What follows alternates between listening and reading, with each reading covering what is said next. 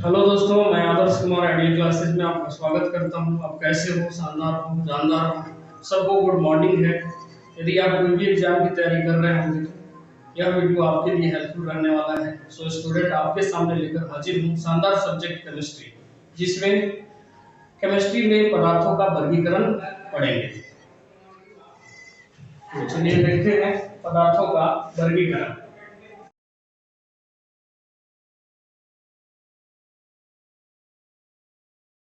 सबसे पहले केमिस्ट्री का खोज मिस्र में हुआ था, और मिस्र में केमिस्ट्री शब्द की उत्पत्ति केमिया से हुआ था, जिसका अर्थ होता है काली मिट्टी। उसी से केमिस्ट्री का शुरुआत हो गया था। और यह केमिस्ट्री विज्ञानों का विज्ञान होता है। तो पूछेगा कि विज्ञानों का विज्ञान किसे कहा जाता है, तो केमिस्ट्री को कहते हैं। अतः विज्ञानों का विज्ञान केमिस्ट्री को कहते हैं। अब पदार्थों के वर्गीकरण है, जैसे भौतिक के आधार पर, दूसरा हम लोग रसायन के आधार पर पढ़ते हैं।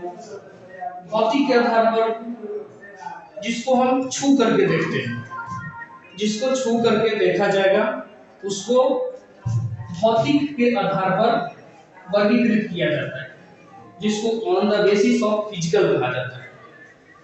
जिसमें पहला ठोस, द्रव और गैस।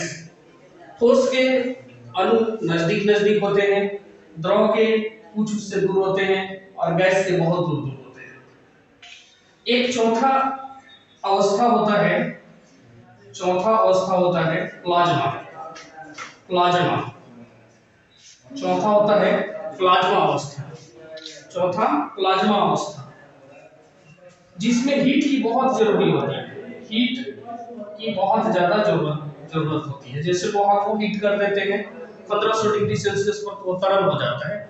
वैसे ही समझिएगा कि प्लाज्मा, बस उसी अवस्था को प्लाज्मा कहा जाता है। बहुत हीट कर देने पर जो पदार्थ की अवस्था बनती है उसको प्लाज्मा कहा जाता है। पांचवी होती है बोस आइंस्टीन कंडेंसेट, जो पदार्थ की पांचवी अवस्था को कहा जाता है। जिसमें जिनेवा में एक एक्सपेरिमेंट किया गया था, जिसमें लार्ज हेड्रल कोलाइडल का प्रयोग किया गया था। लार्ज हेड्रल कोलाइडल का प्रयोग किया गया था, जिसमें दो कणों को आपस में प्रकाश के लगभग वेग से टकरा दिया गया था, जिसको हिग्स बोसोन कहा जाता है। इसलिए इसका पूरा नाम बोस आइंस्टीन कंडेंसेट पड़ा। पदार्थ की पांचवी अवस्था को बोस आइंस्टीन कंडेंसेट कहा जाता है। दूसरा आता है रसायन के आधार पर, on the basis of chemical, जिसमें पहला शुद्ध पदार्थ होता है, दूसरा अशुद्ध पदार्थ होता है, प्योर सब्सटेंस और इम्प्योर सब्सटेंस। शुद्ध पदार्थ में तत्व और यौगिक आते हैं, और अशुद्ध पदार्थ में मिश्रण को दो भाग में बांट देते हैं, समांगी और विषमांगी।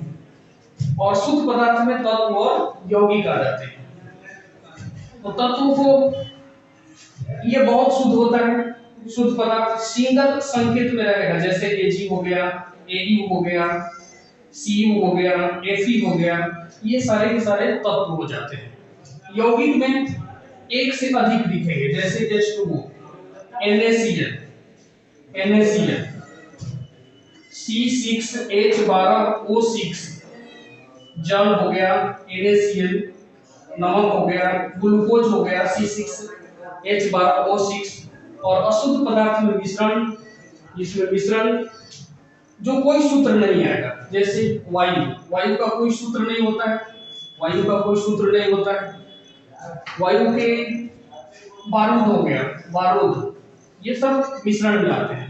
तो जिनका कुछ सिंगल एक सूत्र या संकेत होगा उसको कहेंगे तत्व। जिनका दो या दो से अधिक तत्व मिलकर के फिक्स रेशियो में आ जाते हैं उसको यौगिक कहा जाता है। और जो बिना सूत्र का दिखाई पड़ता है वो सब मिश्रण के अंतर्गत आ जाते हैं। मिश्रण दो तरह के होते हैं, समांगी और विषमांगी, जिसमें पदार्थों का संगठन प्रत्येक जगह एक समान होते हैं तो उसको कहा जाता है समांगी मिश्रण। और जहां पे पदार्थों का संगठन एक समान नहीं होता है तो उसको कहा जाता है विषमांगी। जैसे समांगी में चीनी और जल का विलयन हो गया, ये समांगी आ जाएगा, क्योंकि चीनी का प्रत्येक जगह पे संगठन एक जैसा होता है। लेकिन वही कीचड़ की बात की जाती है तो कीचड़ में सभी पदार्थों का संगठन एक जैसा नहीं रहता है, इसलिए उसको विषमांगी मिश्रण के अंतर्गत रखा जाता है। और यदि देखा जाए तो अंतराणविक स्थान पदार्थों के कुछ भौतिक गुण समझेंगे, जिसमें पहला घनत्व होता है, जिसको डेंसिटी कहते हैं, मतलब कौन कितना घना है यह बताता है डेंसिटी को। तो सबसे ज्यादा डेंसिटी ठोस में होती है, सबसे अधिक डेंसिटी ठोस में, ठोस के बाद द्रव, और द्रव के बाद गैस, गैस।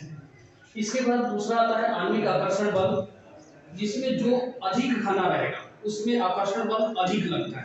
तो ठोस में स्वाभाविक है, ठोस में सबसे अधिक आकर्षण बल लगेगा, इसके बाद द्रव में, इसके बाद गैस में, इसके बाद गैस में। इसके बाद होता है प्रसार। प्रसार का मतलब होता है एक ही दिशा में बढ़ना, एक ही दिशा में प्रसारित होना, उसको कहते हैं प्रसार। और विसरण का मतलब होता है एक बिंदु से चारों तरफ एक समान रूप से फैलना, उसको कहा जाता है विसरण। और प्रसार का मतलब एक ही डायरेक्शन में प्रसारित होना, तो उसको कहा जाता है प्रसार या एक्सपेंशन। एक्सपेंशन सबसे अधिक गैस में होता है, सबसे अधिक गैस में, इसके बाद द्रव में, इसके बाद द्रव में, इसके बाद ठोस में, इसके बाद ठोस में। विसरण का मतलब होता है एक जगह से चारों ओर फैलना, विसरण कहलाता है। तो विसरण सबसे अधिक गैस में होता है, सबसे अधिक गैस में, इसके बाद द्रव में, इसके बाद ठोस में। जैसे ठोस को फेंक देंगे, पत्थर को फेंक देंगे तो वो ज्यादा प्रसारित नहीं होता है, किसी एक ही डायरेक्शन में जाता है, तो सबसे अधिक गैस का प्रसार होता है। उसके बाद द्रव, इसके बाद सबसे कम ठोस में होता है। गतिज ऊर्जा, जो ज्यादा चलेगा उसकी गतिज ऊर्जा अधिक होगी, तो सबसे ज्यादा कौन चलेगा, गैस चलता है, तो गैस की गतिज ऊर्जा सबसे अधिक। इसके बाद द्रव, इसके बाद ठोस, ये बिल्कुल नहीं चलता है, ये बिल्कुल ही नहीं चलता है। अंतराणविक स्थान, अंतराणविक स्थान सबसे अधिक गैस की होती है, सबसे अधिक गैस की, इसके बाद द्रव की, इसके बाद ठोस की। सबसे अंतराणविक स्थान सबसे अधिक होता है गैस में, इसके बाद द्रव में, इसके बाद ठोस में। के लिए गुड बाय। अपने को ख्याल रखें, बड़े को सम्मान करें, छोटे को प्यार दें, अपना व्यक्तित्व इस प्रकार बनाएं कि इस महिलाएं सुरक्षित महसूस कर सकें।